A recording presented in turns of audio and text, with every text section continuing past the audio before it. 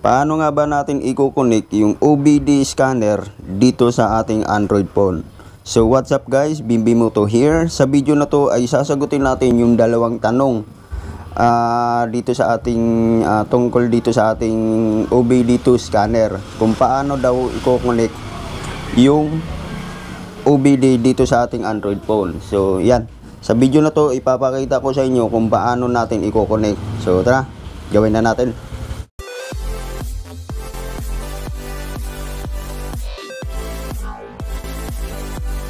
Okay guys, ito yung tanong ni Sir. Sir, Mio Garden yung motor ko, pero bakit ayaw mag-connect yung sa akin sa ECU? Ganyan din naman po binili ko, same sa inyo. Maraming salamat. Ayan, so ito po yung isang tanong. Sir, bakit? Sir, ba't di mag-connect yung sa akin sa ECU? Yun, sa tanong nyo na yan guys, sasagutin natin yan lahat dito. Kung paano nga ba natin i-connect yung ating scanner na to dito sa ating Android phone. So tara, magpo-proceed na tayo. So yun guys, bago tayo magpunta sa ating motor, ipapakita ko muna sa inyo yung ating scanner at yung apps na ginagamit natin. No, ito yung apps na ginagamit ko. Yan, yung Torque. Pero meron naman siyang isa, yung car scanner. Yan. So ipapakita ko na lang dyan sa screen yung car scanner na yon. So importante meron ka talagang ganto, kasi hindi mo naman talaga maiko-connect to kapag walang ganto. So paano natin i-connect? Unang-una guys, alamin natin kung anong version yung ating scanner. So meron kasing Wi-Fi, meron naman Bluetooth. So itong sa akin ay Bluetooth. So baka naman kasi ginagamit nyo, binuksan nyo yung ating scanner na hindi nakakonect sa Bluetooth, kaya hindi talaga siya mag-open o kaya hindi babasahin ng ating Android phone. So paano natin i-connect? Papakita ko sa inyo. Okay, so bago tayo mag-proceed o i-connect yung ating adapter dito sa ating motor, so ito yung motor na gagamitin natin na model ha. Sa Sniper kasi madali lang kasi nasa ilalim lang siya ng upuan, pero ito nandito sa harap yung adapter ng ating scanner. So una natin gagawin, tatanggalin natin to. At bago natin to tatanggalin, papakita ko muna sa inyo na walang error code yung aking Mio Gear. Ayan. So pag merong error code dito mamakita yun, no? Nag-stay lang yung engine check dyan. So dito sa akin wala, at hindi na natin papalabasin yung ating error code dahil hindi yun yung purpose natin ngayon. Dahil ang purpose natin ay kung paano ba mag-connect yung ating scanner doon sa ating Android phone, o paano mag-connect yung scanner dito sa ating ECU ng ating motor. So yun, bubuksan ko lang yung harap at sisimulan na natin. So yun guys, at nabuksan na nga natin yung harap. Dito sa harap makikita natin tong kulay puti na to. Ito yung magiging connector ng ating adapter. Ayan, sa Sniper nandun makikita yan sa upuan. Okay, sa Mio Gear nandito sa harap. Okay, so bago natin i-connect yung ating scanner, paalala lang, hindi kayang basahin ng OBD2 scanner ang motor na M3 MSI Sniper version 1 NMAX version 1. Yun ang hindi kayang basahin ng scanner na to. Okay, pero dito sa Mio Gear at Gravis, Pasio, yan, so NMAX version 2, Aerox version 2, kayang-kaya ng basahin basta same yung adapter na gagamitin dito sa mismong socket ng ating motor. So dito ikakabit natin yung ating adapter. Okay, so parang ganito. Ayan, so ganito ang gagawin natin. Kapag nakabit na natin yan, itong plastic na to, itatabig lang natin to dahil cover lang to. Ngayon, sunod natin na ilagay itong ating scanner. Yan, so pagkasalpak natin dyan, yan, magkakaroon siya ng power dito.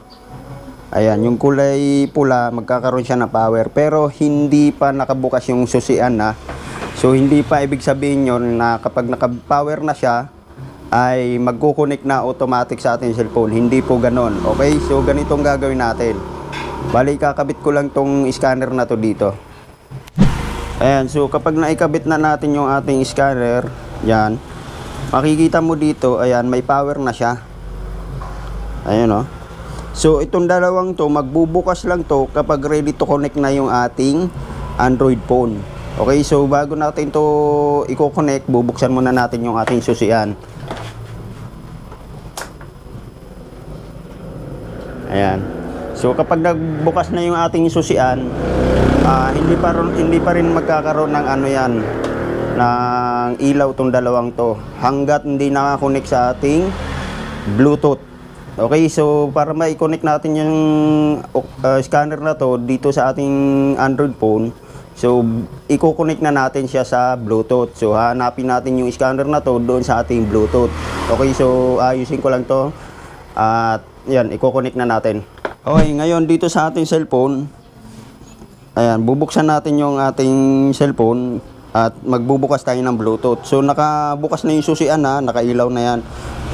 So dito tayo sa ating cellphone. Teka lang, patay natin yung ilaw. Mukhang kita sa cellphone natin. Ayan, so dito sa ating cellphone, buksan natin yung ating Bluetooth at hahanapin natin yung ating scanner. Ayan. So kapag nakabukas na yan, hahanapin, hintayin lang natin na mag-connect o lumabas yung OBD scanner dito. Okay? So yan guys, kapag lumabas na yung ating OBD, yan, bubuksan na natin yan, pipindutin natin yan para mag-connect. So ang lalabas dito ay password. So dito makikita mo yung password. Usually ang ginagamit nila is 4 na 0 or 1, 2, 3, 4. So yun ang i-input natin. Ngayon kapag ayaw dito sa 4 na 0, itatry natin yung 1, 2, 3, 4. So yung ginagawa ko ngayon, binura ko talaga yung connection dito sa Bluetooth para bumalik sa simula, no, kung paano i-prepare o paano i-connect. Ayan, so una nating susubukan yung 4 na 0. So 1, 2, 3, 4. Tapos pipindutin natin yung parang may box, yung pin content ba yan. Tapos sabay pair.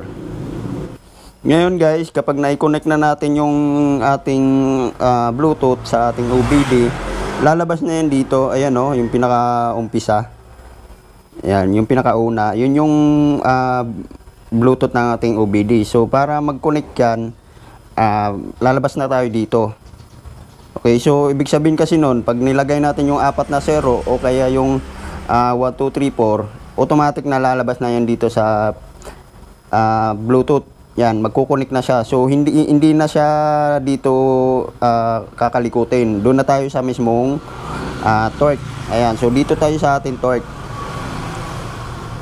So dito sa ating torque, lalabas na yan yung ating sa scanner, lalabas na tong dalawang ilaw na to. Ayun o, ibig sabihin yan, ready na yan. So kapag pinindot na natin tong ating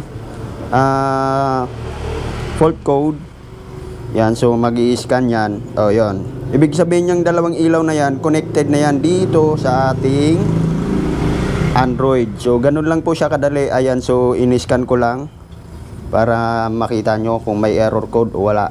So meron siyang isa, pero hindi naman siya kaganon kalala. So ganun lang po siya mag-connect. Wala ka ng ibang gagawing settings dito, wala ka ng ibang gagalawin, kundi i-connect mo lang sa Bluetooth. So ang ulitin ko lang, ang pagko-connect sa Bluetooth, 4 na 0 o kaya 1, 2, 3, 4. Kapag lumabas na sa Bluetooth paired yung ating scanner, lalabas na tayo at dedirekta na tayo dito sa ating mismong apps na scanner. Okay? So hintayin lang natin siya mag scan. Yan. So ibig sabihin yan, yun, tapos na yung ating pag-i-scan. Meron siyang isang fault na lumabas. So i-reset lang natin yan. Dito sa gilid may makita 3 dot. At yung pinakauna, clear fault. Tapos okay. Yan, so hintayin lang natin siya mag-scan ng hanggang 100% para mabura lahat yung error code.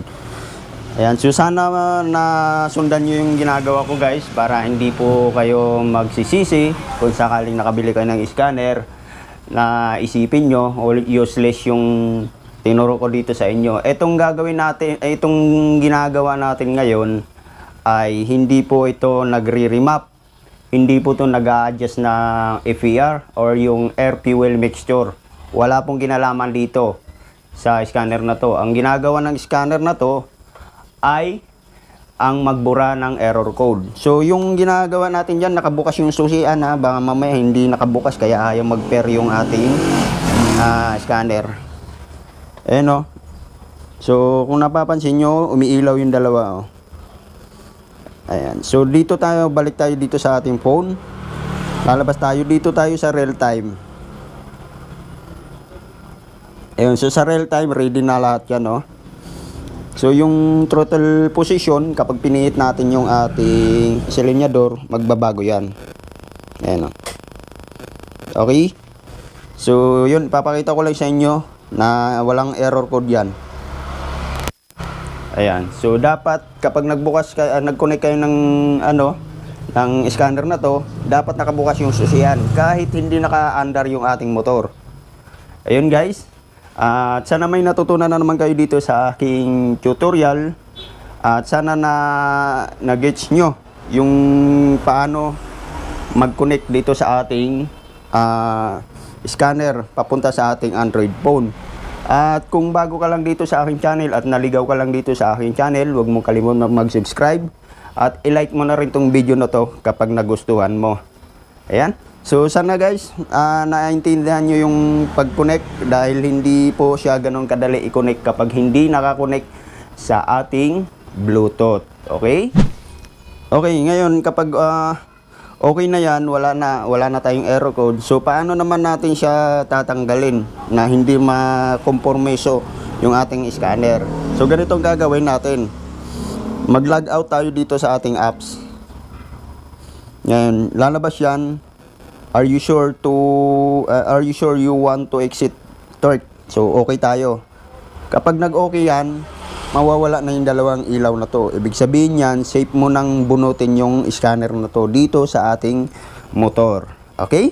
So yun guys, at kung nagustuhan mo yung aking tutorial ngayon, huwag mong kalimutang mag-subscribe at pindutin mo na rin yung notification bell para updated ka sa ating mga susunod na DIY. At kung naligaw ka lang dito sa aking channel at gusto mo yung mga ganitong tutorial, huwag mo kalimutang mag-like at subscribe dito sa aking channel. So yun guys, at ingat po tayo sa pagdi-DIY.